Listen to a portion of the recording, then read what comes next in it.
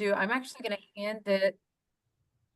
to hand this on over to, to whoever's recording this. I'm going to go ahead and hand this over to our archivist, Alyssa Ollier. Alyssa, if you could just kind of give a little wave. Our digital archivist, Alyssa Ollier, is going to be taking us through some of our own cool archival finds. But I also want to introduce Rudy Salgado. He is a modern day tintypist. So this is not something that is like a dead art form in any way, shape, or form. And Rudy's based out of Louisville with River City Tintype, and he's actually going to be joining us on June 7th from 11 to 5. I'm going to have to get the date or the time frame exactly right, but we'll have that for you by the end of the program for sure. So yeah, I'm going to go ahead and hand it off to them. If you guys have any questions, I will be monitoring the chat. Yeah, I'm going to go ahead and say, take it away, guys. Okay, hi everybody. Thank you, Rebecca. As she said, my name is Alyssa Ollier. I'm our digital archivist. I'm responsible for our digitization program and digital collections for our archive. And today we're going to be talking about historical photography and some cool finds from KHS collections with added expertise and commentary by our modern day tintypist, Rudy. So we'll get started. So here we go. History in hand, tintypes then and now. So if we're talking about historical photography, kind of the first major breakthrough we're going to talk about today is the invention of the daguerreotype. So this is kind of one of the first plate-based photographic methods invented primarily by a Frenchman named Louis Daguerre, which is the namesake of the daguerreotype. He collaborated with another man. He also was improving upon technologies that had existed before, but he's kind of the primary inventor, and so his name gets to kind of be attached to this art form. And he'd been experimenting with different chemicals and different processes through the 1830s, but he finally debuts the daguerreotype process in 1839. And in collaboration with the French government, he makes it a kind of publicly available technology. So it spreads far and wide. It kind of eventually reaches the United States. It's especially popular in the 1840s and 1850s, but it keeps going a couple decades past that as well. It does get supplanted by the other types of photography we're going to be talking about today, which are the ambrotype and the tintype. And Rudy knows a lot more about how the process actually worked, but the very basic idea is you create a light-sensitive plate using a variety of chemicals. You expose that to light, so you set up in a studio, you kind of uncover the plate at a specific time, you let it expose for a bit, and then you get an image on there. You develop the image, and then to fix the image onto the plate, you would then kind of bathe it in a solution, another chemical, to keep that image on the plate. And that whole process, which Rudy can talk about a little more maybe, is it produces this kind of very delicate, shiny, very silvery image. So you can kind of move a daguerreotype back and forth. You kind of see reflections and different things. And they're very, very delicate. So a lot of times you might see daguerreotypes with kind of scratches or smudges, things if somebody has not been very careful with their daguerreotype, you can kind of tell because it shows up in that image. But yeah, do you have anything else to add about daguerreotypes, Rudy? I think daguerreotypes, like if you think about early photographer, like this is it. Early photography. These exposures were very long. Like in the beginning, the daguerreotype exposures were minutes long, and that's why you have these children that are a little blurry here, and the father doing the best to keep them still. The other thing that's just I want to note is that daguerreotypes were always put in cases. So you can see like half of a cased image here. It has a brass preserver, glass, and kind of a leather bound case. And we'll talk a little bit more about cases as we move along. Yeah, and so this is a scan of one of the daguerreotypes in our collection, and you can see it's got hinges at the bottom, so we are missing the top half. So either it was taken off to take this scan, or we've lost it. A lot of times the hinges will degrade, and you will lose that top half of the case in an archival collection. Not sure if we have it somewhere, but yes, this is that case photograph. And I want to tell a story a little bit about this family and those kind of blurry children and kind of what's happening here. So this photograph was labeled as being of Milton Hamilton from Burlington, Kentucky, and that was kind of all the information we had of it. And the previous archivist had labeled it as being taken in 1840. And so I wanted to do a little digging to see if I could find out some more about Mr. Hamilton. And I came to find out there was only one guy in Burlington, Kentucky named Milton Hamilton. He was born in 1819. He died in 1903. But I think the date on this photograph is not 1840. It's probably more like 1856 or 1857. And this is kind of my hypothesis as to why. So Milton Hamilton was married to a woman named Nancy Platt Hamilton. They had 3 children together. And as you can see, Nancy is not in this photograph, which is kind of unusual. If you were going to take a family portrait, usually you would have the woman in the family, everybody together, because you were documenting kind of the people who you cared about in a permanent manner in this kind of early way of taking photos. But she's not here. And as Rudy pointed out, Milton is kind of trying his best to keep all these children in his lap. He looks a little overwhelmed and a little bit sad. And that's because Nancy did pass away in 1856. And so if you look up the birth dates of these children, so the daughter, that's Lizzie Kate, she was born in 1851. The older boy is Daniel, he was born in 1855. And the littlest boy is Isham, and he was born in 1856. So we're not really sure what caused Nancy's death. I don't know if she was, if it was complication from having a baby or what have you, but obviously childbirth was very dangerous at this time, but she did pass away. And so poor Milton becomes the single father of 3 children. And so we don't know why he decided to take all of his very squirmy kids to a photographic studio and make them sit still for several minutes, but he obviously wanted to document kind of, this is our family, this is what's going on in our life, to just remember kind of what's happening. And so given the death date and the ages of the kids, this is probably 1856 to 1857, which is towards that later date period where daguerreotypes are popular. But I did find some fun advertisements for photo studios from that time that are still advertising, hey, if you're not into this newfangled thing called the ambrotype, you can still come get a daguerreotype at our studio. So it's very likely this is a daguerreotype too. And yes, if the children move, they get blurry. So you can see poor Isham there can't sit still, and really Daniel can't either. Lizzie's doing a great job for a 5-year-old. I'm really impressed actually at her composure here. Well, and I actually had a question, Sure. Alyssa. I know I said I was like, I'm gonna like step out, but No, you're fine. Rudy, for you, when you've got itty bitties, I'm sure you have people come in for family. I mean, I know Alyssa has a small little girl. So how do you help keep those kids? Because you mentioned it would be like minutes at a time for the daguerreotype, but with a tintype, about With how it, long are you helping the kiddos stay still? okay, so truth be told, most of the time when I'm photographing young humans or pets, I'm using electricity and lights because it's instantaneous. It's really bright, but it happens right away. Basically, it's a 3 count. I usually tell the parents, like, hey, you keep looking good until after 3. And then whenever your kid looks good, I'll go ahead and I kind of describe it as a punch in the face with light because it is a really bright light.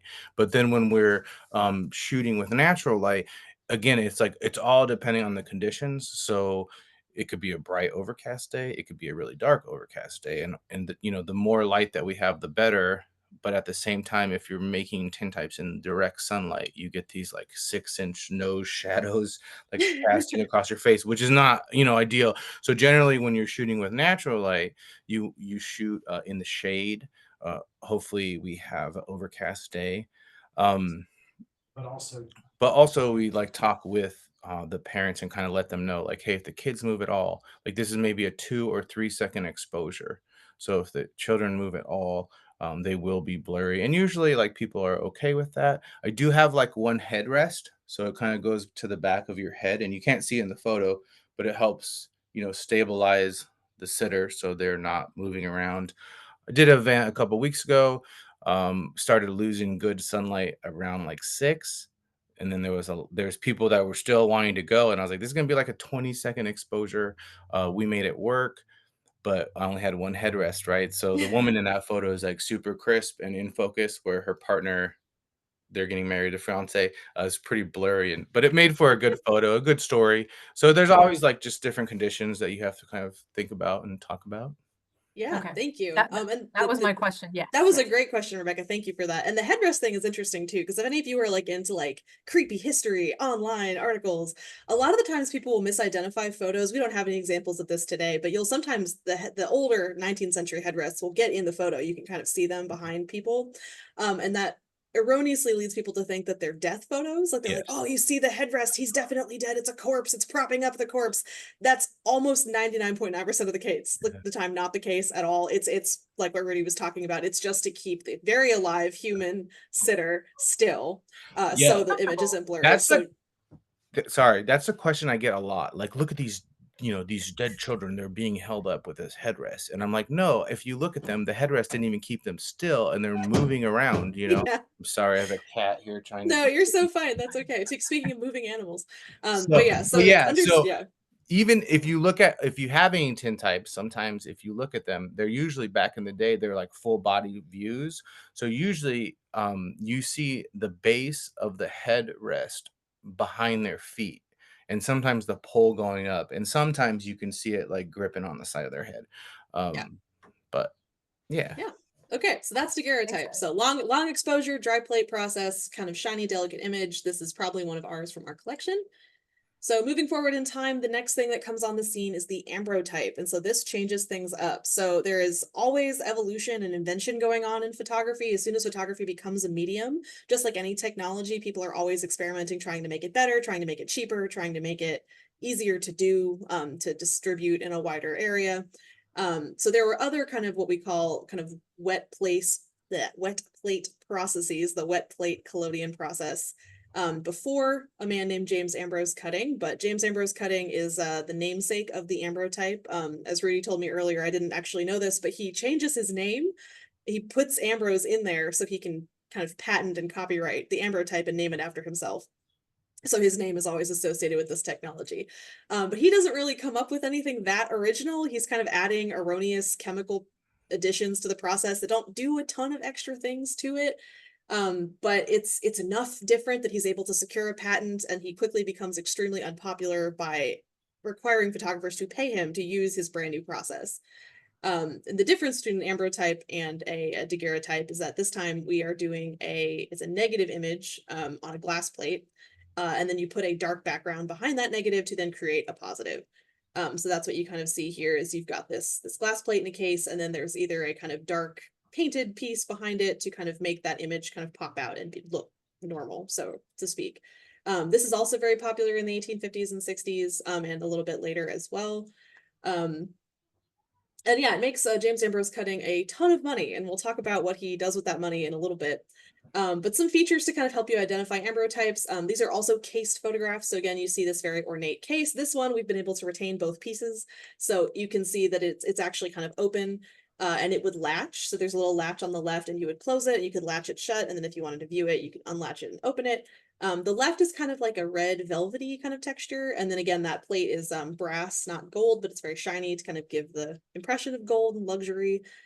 Speaking of luxury, ambrotypes are often hand colored, and you'll see hand coloring in daguerreotypes and tintypes as well. But I love our hand coloring here because you can see on little Freeland Cully here, he's got his coat stripes have been hand painted blue. His little tie is red. His cheeks have been painted pink. You get a lot of pink cheeks to kind of simulate kind of vivacity in life. And then also his gold jewelry. I find this very funny. So somebody has gone to the trouble of he's got a chain, maybe a watch chain, and he's got a big gold ring on his pinky, which I find very fun. And somebody's gone over that with this very delicate brush with gold. So you can kind of see he really wants everyone to know that he's got bling. And so Freeland Cully, we'll talk about him for a minute and then I'll throw it to Rudy. So Freeland Cully in this picture, he was born in 1844 in Hardin County, Kentucky. So in this picture is taken in 1861. He's only about 17 years old in this picture. So if he looks young to you, it's because he is. But this is taken probably before he heads off to war. He did serve in the Confederate Army. He was in Company C of the 2nd Kentucky Volunteer Regiment. And the Civil War was a huge kind of factor in the development and proliferation of photography. So we get a lot of photos of soldiers, either right before they go off to war. Very famously, there's battlefield photography taken during the Civil War. Some of the first images of kind of active battle and battle casualties happen because this technology was available finally for this conflict, which it hadn't for previous wars, really. And then Rebecca wanted to know, did Freeland make it? Did this blinged up teenager survive the war? He did. He survives. He dies in 1895. We really only know about his kind of military career based on the regiment he was in. We don't know a ton else about his life.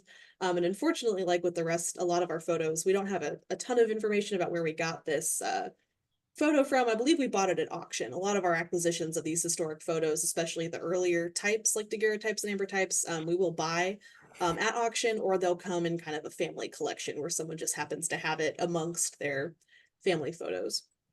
But before I talk a little more about James Ambrose Cutting and his very odd biography, Rudy, anything you want to share about the ambrotype? Just a little bit. So Frederick Scott Archer invented the wet plate collodion process in 1851, and he died 7 years later, not patenting the process because he knew it was important. Um, Kind of like Daguerre, and not like how the French government kind of like made that open, right? So Archer died 7 years later, poor, and like you said, he changed his middle name to Ambrose. And there are a couple different types of ambrotypes. You've kind of talked a little bit about it. I just want to mention the ruby ambrotype. So, if you are making an ambrotype, it's just like a tintype, but it's on glass. So then you have a negative, like you talked about this. But if you're using that negative to make paper photographs, which you would do. And Archer invented that process, and that's the process of making paper, like CDVs or cabinet cards, right? So he didn't patent that because he knew the importance of that. And then here comes James Ambrose, who changed his middle name, patented the ambrotype, and basically it's the same thing as making a glass plate negative. The densities of your silvers are a little different, but it's basically the same thing. It becomes a direct positive when you put it on something dark. They would use tar, black asphaltum. They would call it japanning the plate or whatnot, and then they would also use black velvet. But I have about 50 case images, and all my case images, I only have one piece of really old stinky black velvet. But it really excites me. And then the other thing that we want to talk about, they would also use a really opaque red glass, and then it's a ruby glass ambrotype. A lot of times, if you're into buying this stuff, or if you see it in an antique shop, people don't really know the difference between a tintype and an ambrotype. So for me, I like to put, both of the images in my hand and just feel if one is heavier than the other. Because if one is heavier than the other, there's an extra piece of glass in there, and it's an ambrotype. You could also take a magnet too, and sometimes you can pick it up through the glass, and then you would know it's a tintype, not an ambrotype, because they're still an iron, not tin, but we'll get there. Okay. We will, yes, definitely. Yeah. And this is why, like, as archivists, right, we love kind of the perspective of photographers, tintypists, people who kind of know very intimately the chemical and physical processes behind these different types. Because our job is to describe these things, but not every archivist has been kind of thoroughly trained in historical photography. And so you might get somebody who picks this up and says, "Oh yeah, I know daguerreotypes are old photos. This is a daguerreotype," without ever actually thinking about, what are the characteristics of this object? What date was it taken? Is this actually a daguerreotype? Is it an ambrotype? But like those words have particular meanings because it's very specific processes that make these different kinds of images. So it is up to collections professionals, especially if we're going to be describing these images, to use those terms accurately and so that people know kind of what they're getting into, and it helps us tell a better story. So this is hopefully one of our ambrotypes based on the catalog record. But James Ambrose cutting. So yes, he makes this unpopular move. He patents it. He makes a ton of money, so much money that he decides that he's going to leave photography entirely. So he goes and buys a boat, and he decides he's going to take his boat out on kind of marine expeditions, as one does in the 19th century. If you're a man of means, you go out and you explore an unknown frontier like the ocean. And so while he's out there swanning about the ocean, James Ambrose Cutting gets really into aquatic animals.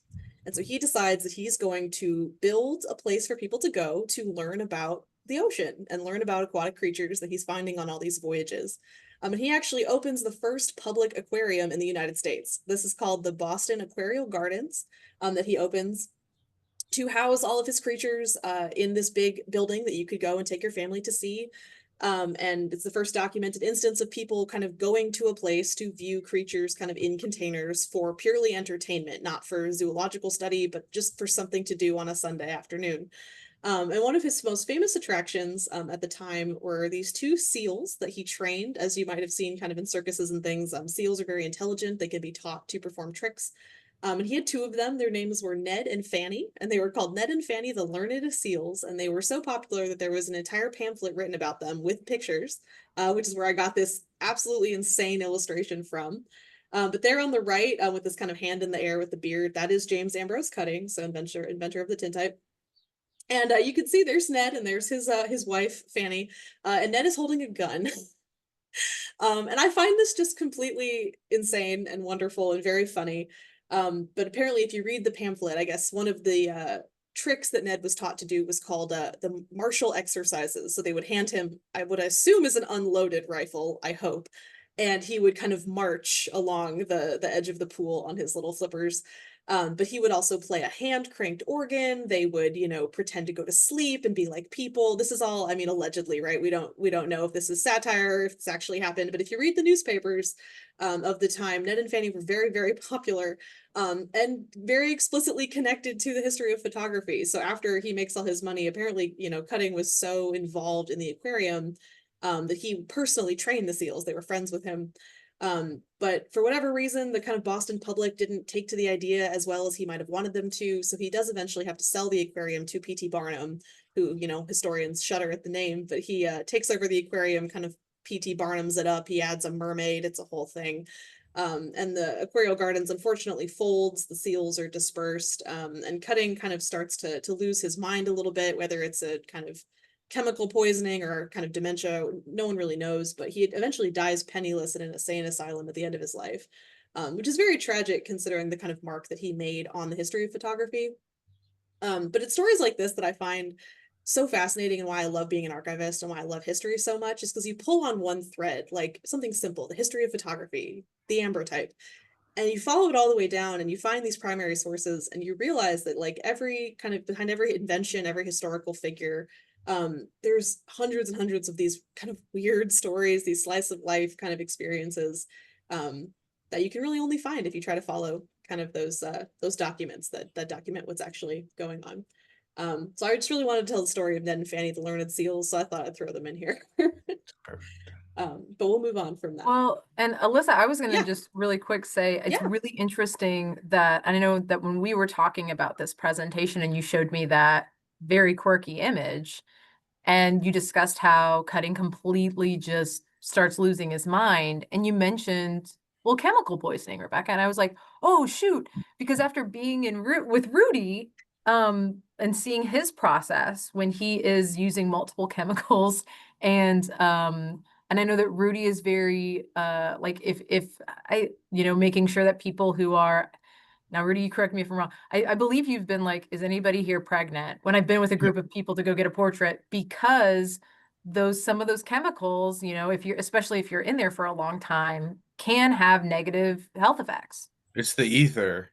The ether will get you. I mean, there's a lot of things. I mean, I have a really good ventilation system in my studio, and usually when I'm on site, I'm pouring outside, so it's not an issue. Mhm. Um, the cadmium bromide in the collodion is a heavy metal, and if that gets in my body, it will never leave. So that's the most scariest stuff. I'm really careful. I wear a mask when I mix my chemistry. But I think about it a lot. Like I live 3 blocks from the 65, and I'm breathing in all the exhaust air all the time. So I worry just a little bit more about that than like, on a weekly basis, I'm probably making like less than 10 plates a week, Right. or if I have a big event, sometimes it gets busy, but I mean, like I'm wearing gloves. If you don't wear gloves, like all your fingers turn dark brown from the silver. It's kind of interesting. Some people are like very prideful in that, but I don't think it's the best thing to do. So I wear Well, and gloves. that is just interesting. It was just like something that came to me when Alyssa was telling me. I was like, oh yeah, all those chemicals that I know, like you're wearing gloves and sometimes you are wearing your PPE uh while doing this process, and how back then poor Cutting, man, who's just trying to work with his seals, all of that exposure to chemicals But also, like might a add up lot over of the chemistry you need for the wet plate collodion process, like time. you can buy that chemistry already made. Where in the Victorian era, sometimes they had to make that chemistry. So making, nitrocellulose or gun cotton metal or collodion, it all has the same name, is super dangerous, and you're burning cotton basically with like nitric and sulfuric acid, super flammable. But if you read about the old photographers, like they would often have like burns all over their arms because of the chemistry and just like that kind of stuff. So in a lot of ways, when I started making tintype 6 years ago, I had to learn how to mix all my chemistry from scratch. But now there's a guy in LA that's producing this chemistry, and it's really good stuff. And it's really cool because now you could just buy the chemistry, which is good and bad because then you don't know as much or you're not forced to learn as much, but it's taken a lot of the gatekeeping out of the process of making tintypes, because before people were like real hush and kind of rude and mean even sometimes about sharing information, where now you could just call Brian and be like, hey dude, this isn't working, can you help me? And then you're like, yeah, thanks a lot, so it's kind of cool because I've seen a direct correlation of like people on social media like being uh, more forthcoming with their information. Not like it's a secret or anything, but sometimes people like to think this is a big secretive thing. But really, it's just like pretty simple chemistry.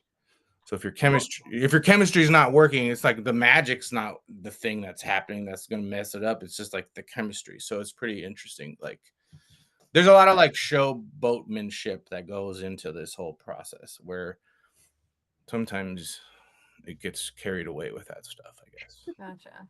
Well, and Yeah. it kind of ties in perfectly, Alyssa, with what you're about to go into with the tintype and accessibility, right? We're I getting was to just we're about getting to to the say, bits yeah, now. perfect segue, right? So now we'll talk about the process of the hour, the tintype, which is what Rudy does, like we've been talking about.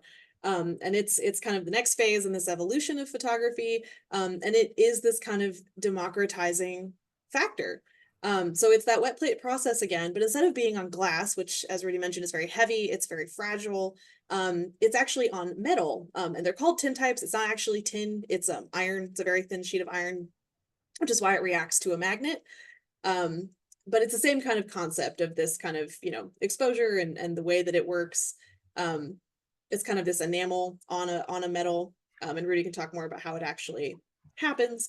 But this is kind of coming on the scene again in the mid 19th century. But the cool thing about the tintype is it kind of sinks its teeth into photography, and so it hangs on through the 20th century. I mean, you can see tintypes, and we'll look at some that go through the 1890s and the turn of the century. So you have many decades of this format being used. It's very easy to make. It's very fast. Again, that metal, it's inexpensive, which again makes it easier to kind of put tintypes, put photography in the hands of kind of regular people. And so something I really wanted to highlight is, excuse me, goodness, is the fact that we have a few examples of photographs of people of color in the collection. We don't have very many, but these photographs do exist. People of color definitely did get their photos taken. They just have survived in kind of fewer numbers, and so they're really exciting to find. And so the one that I have on the screen here, this is a tintype of John Winlock. This is one of the only examples we have in the collection of a formerly enslaved person who did get their photo taken that we have. We know he was enslaved probably in Louisville, maybe Shelby County. The metadata is not really great. He's associated with this Winlock family who was present in Louisville at the time. We know he had a wife named Edith who was also enslaved, but we don't know a ton else about him. We know that this is taken around 1870, kind of based on the timing of the photography and kind of how old he probably was. And that's kind of it. And so we would really love, if somebody needs a side quest, I think Rebecca is kind of chomping at the bit to dig into this one, but we would love to know more about him. He's from one of our old unprocessed collections, but he actually shows up in A Kentucky Journey, our main exhibit, I believe. I think we put him up on the wall, I think maybe in the Civil War section. I think So you're I right think it'd be about really that. important to kind of figure out, who was this man? Because as Rudy told me too, which kind of gave me chills a little bit because of the way that the tintypes work, that man was in the same room as this piece of metal, most likely, when it was being created, when this picture was being created. So we have this kind of tangible connection to this individual. I think it'd be really fun to kind of see what he's about. Who is this man? Anyway, so that's a project for you all. But tintypes can also be hand colored, like we said. A difference here is they are not always cased like the other two. So they can be in nice frames, they can be in cases, but later they start kind of being framed in paper frames. So these kind of cheap little envelopes with a cutout, you can see the picture through. And a lot of times in the archive, we just find these loose in folders. They're just kind of jumbled amongst papers and things, which can be kind of dangerous because they're very sharp. Because this is a very thin piece of metal, if you have a square corner, that corner is going to be pointy. So you got to be really careful. And photographers knew that. And so a lot of the times you'll see with tintypes is that they've gone ahead and just saved you the trouble and they've cut the corners off completely, or rounded them, depending on kind of what their tool is. So you can see here with John Winlock, you've got some of the corners clipped, one's rounded, and one's kind of left. It's a little bit inconsistent.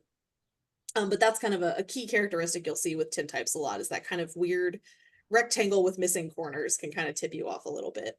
And again, it'll be made of metal, so you can tell. Um, Oh, and I also wanted to point out that the price of a tintype in this era, so around 1861-ish, you could get a tintype for about 25 cents to about $2.50. Kind of depends on the size of the plate. There were many standard plate sizes for getting the pictures, just like kind of we have standard 4x6, 5x7, 8x10 today. Similar concept at that time. But I went ahead and calculated for inflation just because I was curious. So 25 cents to 250 in 1861 is about $9 to $90 in 2025. So if you come and get your tintype taken with Rudy here at Kentucky History Day, you're actually getting a great deal. It's a 'cause really that- good deal, guys. It's a really good deal to pay based on historical pricing. You're Pretty really good. getting a steal here. So I That's cool. just for you all to kind of understand how that translates. Because you hear something like 25 cents to 250 and you're like, oh, that's so cheap, but you got to keep in mind inflation. The time. Yeah. Yeah, so I'll throw it to Rudy again. Please, anything you want to share about your process or the tintype Yeah. specifically, cool things you want to tell our audience today. I've heard that daguerreotype in 1840 would cost around $50. So like you could know how much like the only really wealthy people were able to afford daguerreotypes, right?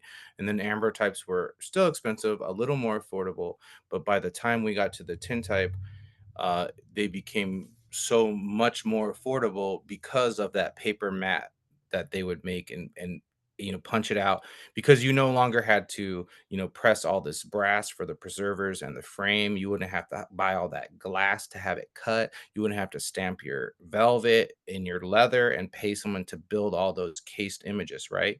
So to my understanding, the ferrotype was patented in late 1850s from a man in Cincinnati, and there was two guys that kind of patented at the same time. Again, they're taking the ambrotype process and doing the same exact thing that that guy did to patent the ambrotypes. Archer invented the process. The ambrotype guy made ambrotypes, but then when they patented the ferrotype, it's the same thing. Again, they're just changing the substrate to really thin iron that's japanned or blackened with tar. And then for 3 years, they would put tintypes, I guess, in cases because that's what they did with Yeah. photographs. And then they quickly realized that these tintypes didn't need to be encased because they're so much more durable than a daguerreotype and an ambrotype. So they made the paper frames, which was not coincidentally the same size as a CDV. So then everything could fit into a Victorian photo album, right? So it was all consumer based, and I mean it makes sense. That's just the way things work. The ferrotype was patented, but at the same time, the melanotype was patented. So it's the same thing. Like technically, I make alumatypes because nowadays, so this is a tintype that I've made of my buddy on his moped, but on the back, it's enameled trophy aluminum. So this is the stuff that you get your name engraved on for trophies and plaques. Even hardcore like Civil War reenactors will use aluminum because they don't want their work to be sold as counterfeit original Civil War era tintypes if they could find some dudes that look hard up enough. You know what I mean? Because nowadays, like our bodies have changed, different shapes, all kinds of stuff has changed. So, so that's pretty interesting to think about. The ferrotype or the tintype, right? One other interesting thing about that, I don't think a lot of people realize, is that it was pretty much strictly an American thing. As far as I have read and understand that in Europe, like they saw the tintype as cheap, and it was a one of a kind image. And if you think about it, back then they're making multiples from a glass negative at this point, and that was way more interesting to them than like a single image on this weird cheap metal. Um, so I think about that tintype really as the beginning of social media, right? Because it was the first time in our country's history that anybody could forward an image of themselves. So if you have a new lover and you want to share a picture of them with your mother in Nebraska, you can mail a photo for the first time, which I think must have been really exciting. Now you have to keep in mind, like during this time in our country's history, like photography was like cutting edge technology. Like it was like the internet era of the Victorian era. Like there was 30 years of like time in our country where like people had no idea how to look in front of a camera, like so that's why we get these really stern looks. But even here with John Winlock, he's got very soft eyes. It's a nice photo of him. But you're thinking about a time in the world where like it was not really okay to have any emotions or show any feelings. So we end Mhm. up with like most of the portraits super stoic, sometimes downright mean looking. A little later on in the history of the tintype, I think around the 1880s, gentlemen started getting photographed like pretend boxing, right? You'll see a lot of these, but that's a Right. 20-second exposure, so that was definitely staged. But by let's see how to say this. A gentleman would not be photographed fighting, right? Nor would they be photographed smoking a cigar or drinking anything, alcohol. So by allowing themselves to be photographed in those ways, it was kind of a sign of rebellion or protest, right? So it was pretty punk rock. But even if they weren't looking like they were having fun, they were having fun. On the other end of it, I think the most powerful kind of protests that the women would do was just like turn their backs to the camera with their hair down. Super interesting. I haven't been able to find like an example for my collection, but there are a lot of examples of just women with their hair down and they're just have their back towards the camera. I was reading a book about also 1890s. It got popular for a group of women to be photographed together and then rip newspapers over their heads, right? With like so then I found one in an antique shop and I'm like, no way. So it's a pretty interesting example of like also kind of them having fun, but you wouldn't really know that they're having fun being photographed unless you like took the time to kind of think about what they're actually doing or why they're posing that way. So context of what's going on in the time and Yeah. what's acceptable socially. Yeah. And I mean, like we touched on like the tintype and the ambrotype was the first process that ever documented the horrors of war, right? After the Mhm. Civil War ended, the tintype got really popular because politicians were using them to make political buttons. And then by that time, it kind of like branched out into like the general public. Um, and as the time went on, like by the 1890s, you had these beautifully painted, like weird folk backdrops. Because again, if you're shooting with natural light in the Victorian era, you're shooting indoors with north facing windows and skylights where a lot of contemporary tintype artists like myself are like, we're shooting natural light tintypes. Well, they're not the same because when you're shooting indoors, you have so much control of like, your shutters on, all kinds of like sheets would be hung down and then you can control the brightness of the light. But if you're shooting natural tintypes today, most of the time you're shooting outdoors in shade. There are a few guys and gals in the country that have like natural light tintype studios. And maybe in Frankfurt, if you look around at the buildings and if you see any old buildings that have like crazy like skylights in the roof Yeah. still, like it's a really good indication. I know there's one building like that in Louisville that was for Mhm. sure our old photo studio, and it's pretty cool. Like when you get out there in like old American towns that are barely hanging on, you could find some of those um, weird old architectural secrets, and they kind of let you in on a secret, which is cool. It's But funny that you mentioned that. So we're friends with a couple. There's a photo historian and collector in Frankfurt named Bill Rogers. And he has told me that he said if you go to this address in Frankfurt, you will know where. I forget which photographer. He's into all of them, but he's yeah, like, it's so you can cool. see his skylights still there. That was his studio. He told me that, and I was like, that's crazy. I've never looked for it, but that's Yeah. really interesting. So yeah, so while we've kind of gone over the tintype and its process, its history, I just wanted to highlight a couple more stories from our collections, just because we have a ton of tintypes in the KHS archive. So anybody who has talked to me over the last 2 years knows that I'm obsessed with MSS 172, which is our Sawyer family scrapbook. For those of you who don't know, the Kentucky Historical Society History Center building is basically on top of where the Sawyer family lived when they were in Frankfurt. The Sawyer family is most famous, of course, for Paul Sawyer, who is the namesake of the Paul Sawyer Public Library here in Frankfurt. He was a kind of impressionist-based artist. He never really achieved like widespread fame, but he's very talented and he's very famous in Frankfurt and in Kentucky as well for being kind of one of our native sons in the art world. But he has a very extensive family, including his mom, Ellen. So Ellen Wingate Sawyer is his mom. She was born in 1839. She dies in 1908. And he has many siblings. So it's not just Paul. She has several children. And as any good mom, Ellen is very into documenting the lives of her children and then eventually her grandchildren. So she starts this scrapbook. She gets it for Christmas in 1896, and she decides to go all the way back to when she became a mom in the 1860s, do a little bit of her genealogy, and then start kind of telling the stories of the lives of all of her children, including Paul, and what they go on to do with their lives. So she covers Paul's art career, she covers all of her daughter's marriages and then their children and what they go on to do. You know, family tragedies, different things that happen to the property, the house on Broadway Street. So it's very cool. But the coolest thing that's relevant for this event is that she is constantly gluing tintypes into her scrapbook, which is a horrific conservation nightmare for archivists because one, metal on paper, very unstable. Glue degrades very quickly. A lot of these tintypes have actually popped completely off the page because their glue has seized up over time and it's no longer sticky. So this tintype you see, this is Ellen. This is Ellen Sawyer here, all dressed up. She actually, this picture was supposed to go on this page where you see those kind of dark black dots. I'm not sure if that's mold or what's going on there, but that is the remnants of whatever glue that she used to kind of keep this tintype stuck on the page.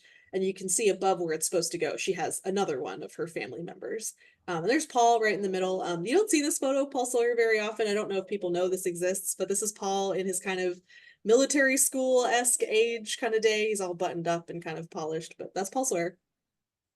And this picture is kind of fun. This is Ellen Sawyer in 1873.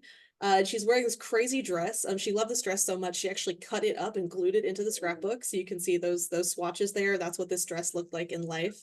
And as Rudy kind of tells people in his photos, these patterns show up really fun in tintypes. So you can see just this wackadoodle dress that she's wearing. But she wore it for what they called an old folks concert. So just how everybody's kind of into retro. Everybody wants to kind of do the aesthetic of the generations before them. Even in 1870, they were still doing that. So she went to a party that was based on the 1830s. And so she borrowed a dress that was made for her friend in 1830, who was, you know, kind of the previous generation, wore it to this party. They printed up a program with kind of fake old timey language, and they played music from the old timey period. And so she, I guess, loved her getup so much, she popped down to the photography studio and made sure she got a record of this outfit she wore to this party. So that kind of cracks me up. I just, she was a very wealthy lady, a lot of free time on her hands, even with 5 children. But I just, I find her personality very interesting in this collection. And again, many tintypes. I don't know, Rudy, if you had any observations about this particular photo or anything you wanted to add. Oh, I just like that flow, and her hair is amazing. Look at that. Yeah, No, and you know, it's yeah, beautiful. Like, it's a sweet thing. I think probably, you know, when they would Japan these plates or put the black tar on there, they would do 1 coat on the back and 2 coats on the front. So what's on your paper here is probably just like that asphaltum getting okay, pulled off of the plate from that would be my gotcha. guess from the plate. From the glue. Yeah, that makes sense. And this actually, you can't really see it, but this has some hand coloring too. So somebody's painted her flowers and her hat, and they painted her cheeks pink, you know, and so that's kind of trying to add a little Yeah. pop. But I have an example of Cool. even better hand coloring on this next slide, or in another slide here. We'll do this first. So this is one of the tintypes. This is Paul Sawyer's older brother, Henry, and this is his first picture, quote unquote, taken in 1865. So that was a very common thing for parents to do. It was very exciting. Again, this technology is still pretty new. So kind of documenting the first picture, the first time a child gets to sit in front of the camera, was a very big milestone for families of with young children. And Ellen very carefully documents all of her children's first pictures. And so they're all in the collection. But this is Henry. And I like this one because you can really see the kind of different aspects of a tintype, like the physical nature of the plates. You see this kind of enamels chipping off. You can see the iron plate behind it. On the back, you can see kind of remnants of that glue, and then you can even see it's kind of rusting. So you can, it's really, so he said ferrotype earlier, ferro, ferritus, ferritin. It's all from the Latin root for iron. So a lot of words for rust or rusting will have like the word ferro in it because it's all iron, it's all connected. And also I love little Henry because he's wearing a dress, because at this time little boys did not wear pants until a certain time. So he's got his cute little toddler dress on, and I just think he's super adorable. And I just love this picture. And did we decide as a group if mom might be lurking in the background, like holding baby still? I'm sure she wasn't too far away, but you can't really. You can't really tell in this one. This It, same background appears a lot. I think it's usually, they put the babies on chairs a lot in this series of portraits. So it's probably just like a chair or a settee or something, or just like a blanket oh, on right a behind the, okay. thing. Yeah. All right. I was just curious. I do Yeah, love but those. yeah, Those. sometimes to photograph babies, they would have moms literally hiding underneath a blanket and holding the baby. And there's a book recently just came out, actually. It's like a photograph history book that compiles as many kind of hidden women as they possibly can find. So it's various ways of hiding the mother in kid portraits. I don't know the title of that, but I can look it up if anybody's interested. It's just kind of another quirk of photography history. But that hand coloring, I want to point out, this is Lillian. So this is one of Paul's sisters. She's in her dance costume. So I don't know if anybody has littles in dance class, or if you might have done dance class as a kid. But it's, you know, still tradition today to get your little one's picture in their dance costume after their recital or what have you. So Ellen brought little Lillian to the studio in her dance costume, and someone has gone to the trouble of hand painting her tutu and hand painting her tights, just so you know she's a ballerina and she is wearing pink appropriately. And, And given her age, this was probably taken in 1870 as well. And you can see those rounded corners again, that from that kind of clipping, the tintype we talked about. and if you look behind her feet, you can see the base of the headstand that's keeping her Oh, I didn't face. even notice that. You're so right. Yeah, so right behind her left, you can kind of see the edge of the stand sticking out there. And she's holding onto a chair here, probably to help her keep still. Thank you for pointing that out. I've looked at this picture 100 times. I've never noticed that. Yeah, you'll Awesome. see them a lot, and sometimes, like, they just leave them on the side of the photo because, of course, they've like, a lot of the image have lost their paper mats. So I find a Mm, lot where the headstands there's an extra headstand just in the corner of the plate, but because it has the paper mat on it and a lot of with the right. hidden mothers, a lot of times too, that paper mat will completely hide, the Wow. person holding. Yeah, but if you lose the mat, then you can kind of see the kind of secret parts of the picture that weren't really meant to be consumed, but they're still there on the plate because they were there at the time of the exposure. And she's got a fake background too. So just like you get pictures with a fake background, sometimes you go to J.C. Penney's and they put the big screen Yep, behind you. Same painted concepts. picture. That's not a real room she's in. That's totally fake. But it's put there to make it look like she's in like a very fancy dance hall or what have And you. you can kinda see the difference too of light quality. So the twins over here on this outdoor bench, you can tell they're shot outdoors, where her lighting on her face is, like, a little more rendered, so there's more, like, roundness to her face, so she would be having a skylight above her and some north-facing windows in front of her. Yeah, and speaking of the twins, so this kind of shows you how enduring the tintype is as a format. So these little gentlemen here, these are actually her kids. So Lillian grows up, she marries a newspaper editor named Hawthorne Hill. They move to New York. They have this great high society life. They have these twin boys who, against all odds, survive infancy, actually due to the ministrations of a lot of women of color that Ellen actually had to hire to help them take care of the infants. But they survived the very dangerous time of kind of being, you know, twin babies in a time before NICUs and like good pediatrician kind of care. But they grew up to be these very fancy little gentlemen. And they're a little bit creepy. I mean, it's a little horror movie, but they're also adorable, and I love them. But it's Henry and Hawthorne Jr. And this is them at Coney Island on the 4th of July, 1896. So we go from 1870 all the way to 1896. And the caption says, taken at Coney Island, July 4th, 1896, where the boys went with their papa and mama to celebrate the glorious 4th. This is their first picture in trousers.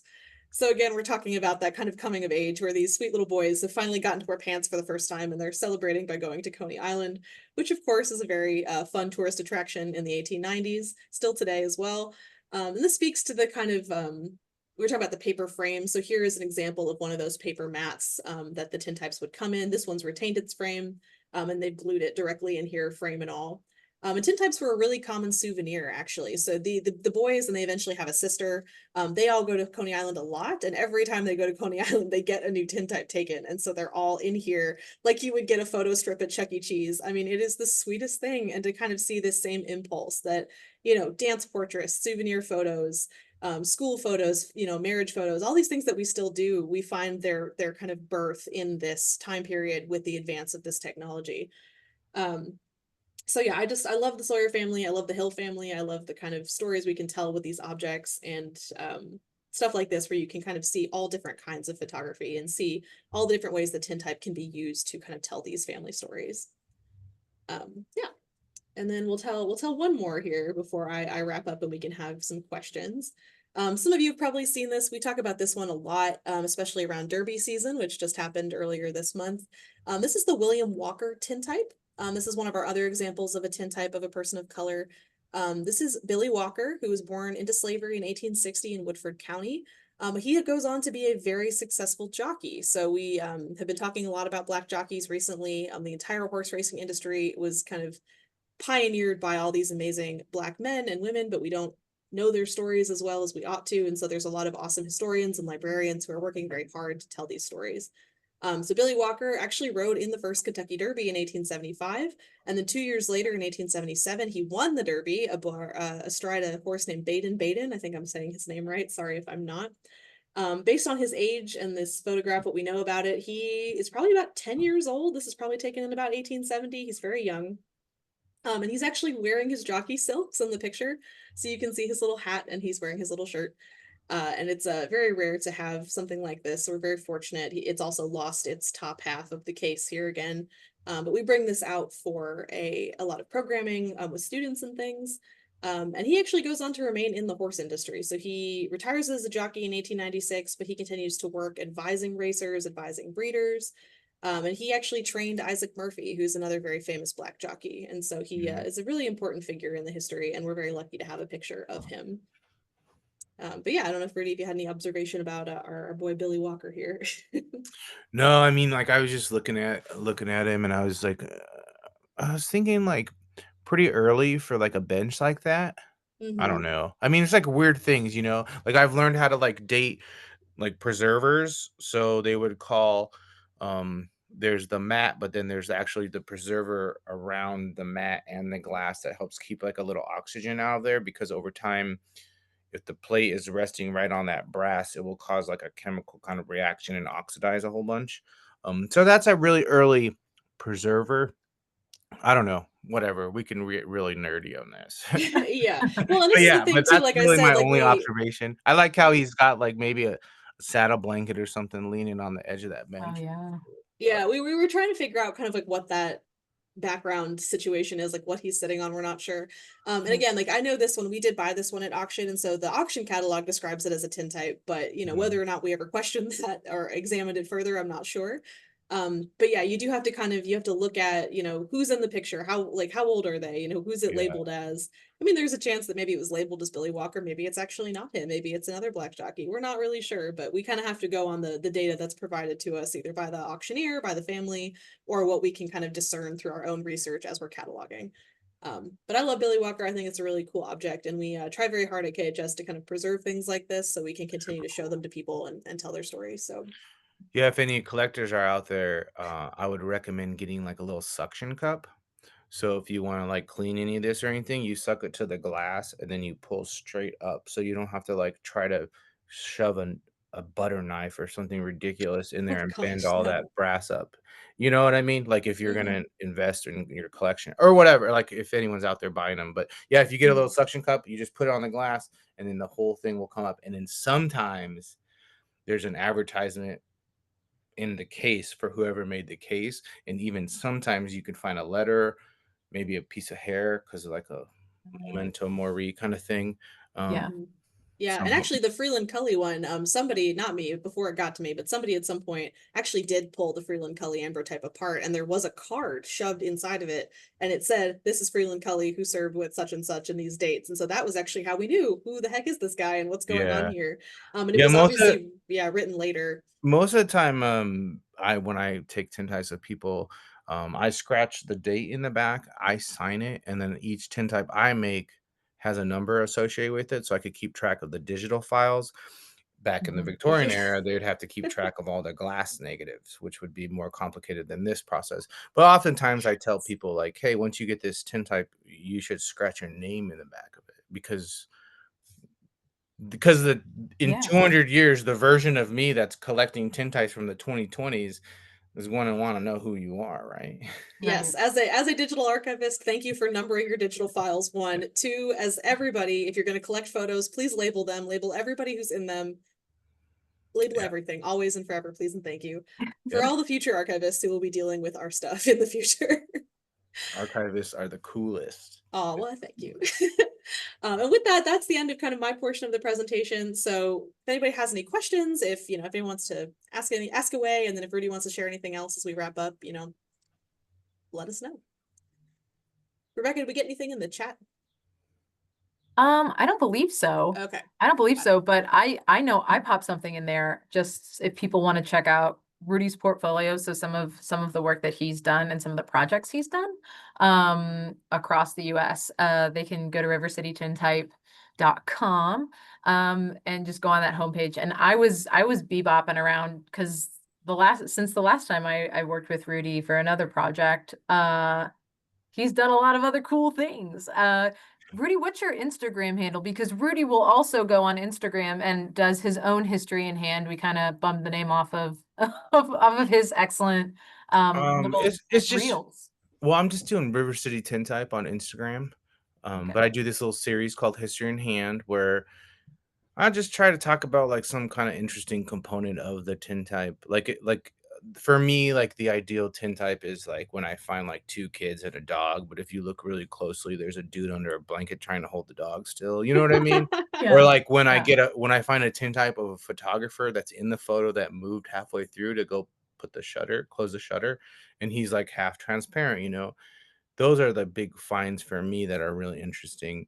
Right. Um I think my collection has grown now where like I'm trying to collect like more, I don't know, like I'm really into occupational portraits because I feel like they were, they were like competing against like the Industrial Revolution and losing their, who they were and what they did to go work for the man in the factory.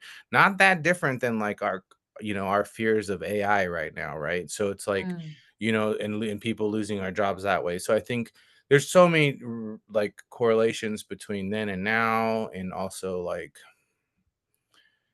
I don't know, like for me, making a tintype that takes 10 minutes is really not that long of time. But for people who are generally used to like making photos on their cell phone, I mean, you could just make photos really quick. And it says something special to like slow down and like take the time to have that moment. Cause really, if you're using natural light in a tintype, you're capturing like seconds for one photo, and Right. there's something special about that. And to know that photo will last for at least 150 years is pretty cool too. Unless we're all destined, because aluminum is gonna we don't really know about aluminum, but everything else is the same. The chemistry, the varnish on the surface. So everything else is time tested, but the aluminum, but should be good. Well, and since we don't have any questions with 3 minutes left in with our time together, um, if I'm which I probably will, if I'm someone who's walking up and has never experienced a tintype before, what are just like some really good things about maybe what kind of we talked about patterns and colors and how it's not black and white. That's a big thing that my brain still has to. It's like it's not black and white. That's Yeah. not what happens. So, there's a few different things. One thing, the most important thing that I think helps people feel more comfortable is a tintype is exactly how you see yourself in the mirror, right? Okay. Where most all the other photos that we're taking, even if you're shooting film still, the camera's reversing the image, right? So Right. I think that says a lot because I think generally as humans, we prepare for our lives in front of a mirror. We like how we look, and then we go out there and we see this like weird monster of the opposite way of what we're used to seeing. So I think that's part of the reason why people are attracted to this process so much. The other interesting thing about it is it's an orthochromatic process. So that Mm, means yellow, oranges, and reds will darken up. So if you wear a red dress, it's going to look black in a tintype. If you wear orange dress, sometimes that looks black in a tintype. Yellow looks kind of gray, but then on the opposite end is blue lightens up a lot. So if you ever mm, see creepy old photos when people have white eyeballs, they have really blue eyes. And in my experience, dark blue eyes, which was a thing I never thought about. Like I don't know. I have yeah. a printmaking background. I don't have a photo background. But when I started making tintypes, I've just noticed like people with dark blue eyes, their eyes go really white, and then the light blue eyes, like not so much. But it's always interesting. So then freckles, right? So if you have a bunch of freckles, you probably have freckles that you don't even know you have that this process can kind of pick up. And sometimes depending on, how dark the freckle is, sometimes freckles could show up like really black, which are really beautiful because it's kind of different. I don't know. It just like highlights the qualities of this person's skin or whatever. So, but I mean, like, so like, like Rebecca, you have a little red in your hair, not a whole bunch of red, but a little bit. So when we would photograph you in a tintype, your hair was generally a little bit darker. And that's the Yeah. same reason we wouldn't shoot you on like a wooden background or even a black background, because sometimes like, you lose your hair. Mm, Right? So, right. so colors are interesting to think about. Patterns and textures always look great. The one thing that kind of like freaks people out, makes them a little bit nervous. We want to stay away from like a lot of SPF that day. Like if you're gonna have a tintype made on Saturday, like you could put it on in the morning and not have an issue. But if you're putting a bunch of sunscreen on, or most makeup nowadays, I believe has SPF in it. I usually don't Mm, talk about this stuff. It's all on my website, but it makes got it. people real nervous, like in person, to talk about it because they're like, Right. "Oh shoot, I just put on some sunscreen." Usually it doesn't matter, but sometimes like I had this one like eye serum was really like messing me up with this one woman where she was just like really black eyes, like bags under her eyes. Yeah. But it wasn't her eyes, it was just like this cream that she was putting on her eyes. So Right. that's a thing. And then glasses. It's just the same kind of thing. They're That's right. blocking SP, they're blocking UV, right? So if you have a blue light blocker on your glasses will go completely black and you have no eyeballs. And then if you have a UV blocker, they'll kind of be like charcoal gray, kind of like for those people that know, like Unabomber S, kind of like charcoal gray. Um, So yeah, I'm getting to the age where like I outdate myself and people don't always know who the Unabomber is. But anyways, No, okay. that's Yeah, so you're good. glasses. So sometimes people I'm like, hey, if you have some old glasses that you like, we could pop the lenses out. And then that's an issue. Cause like for me, I've been wearing glasses since I was like 5. So they're like such a Right. part of me. It's still hard for me to take them off and see myself without glasses. But I mean, that's a thing. So can't control that. But Yeah, well, and after working with you and having my own portraits done multiple times, it is good that anyone who is, and Rudy, you can tell me to hush up if this has changed, but anytime you're working with Rudy at River City Tintype, he wants you to feel good about the image and the yeah, portrait. it's good. So if and there I remember I think there was one portrait session where I was like, I don't know. It wasn't up to your standard, but I still got to keep the plate. But I was like, this is Mhm. fine. And you were like, no, but it's not. And then let me tell you why it's not. But just that level of Yeah. excellence that you strive for, but also knowing that, like, do you feel like this is you? Is this the representation Yeah. that you appreciate, right? Within reason, right? We're not doing Yeah, 50 within reason. I tintypes. think, like, if people communicate to me, like, "Hey, I drove 3 hours to come here and get this tint," I'm like, "Holy moly, you drove 3 hours to meet me and take a tint time? This is cool. Let's make sure that we get a good photo," you know?